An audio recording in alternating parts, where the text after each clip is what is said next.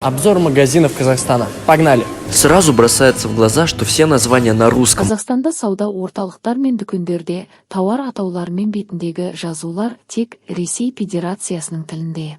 Ресейде жүрген сияқтысың. Қазақстанда орыстарға керемет жағдай жасалған. Қашқын ресейліктер Қазақстанда рахаттанып жүр.